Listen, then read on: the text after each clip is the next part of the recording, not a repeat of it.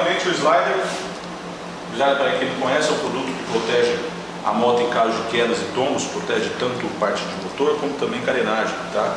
Esse daqui, corpo adesivado fibra de carbono e cabeça de alumínio, tá? Em diversas cores. Realmente é um produto fantástico, ele tem um sistema de amortecimento interno muito bonito para sua moto e também muito útil. Após isso, o cavalete central, que é um produto muito importante para sua moto, para troca de óleo, para lubrificar a corrente, para trocar pneu e roda. Realmente é bem importante aí, é um produto que é bem útil para a moto. Depois disso, nossos famosos bagageiros de chapa, tá? Tanto para você colocar baú, bauleto, como para você levar capacete aqui, caderno, alguma coisa assim. Ele é todo feito de chapa, cortado a laser, então não tem nenhuma solda em sua confecção. É um produto aí que ele é extremamente resistente, além de ser resistente também é muito bonito. E tem a alça para o garupa estar apoiando.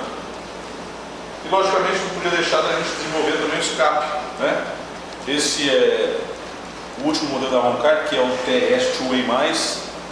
Para quem não conhece, é o único estacionamento do mundo que você tem troca rapidíssima de ronco entre esportivo e silencioso. O two-way você trocava direto na peça, agora o two-way+ você troca com o sistema direto no guidão. Olha que interessante.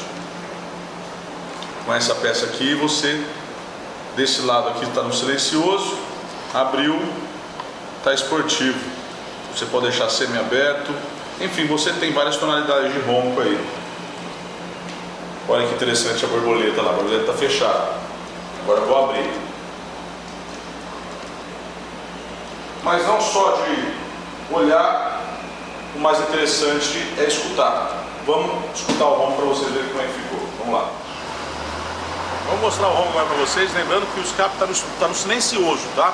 Então você vai perceber que nós vamos ligar, vai estar bem silenciosinho, tão quanto ou até melhor do que o original.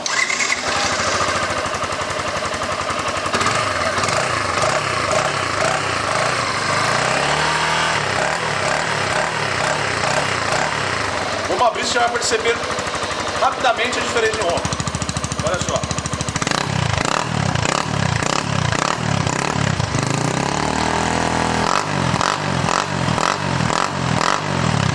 Vamos fechar de novo. Aí. A diferença é muito grande.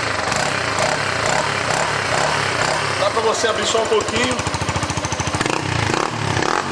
e abrir tudo.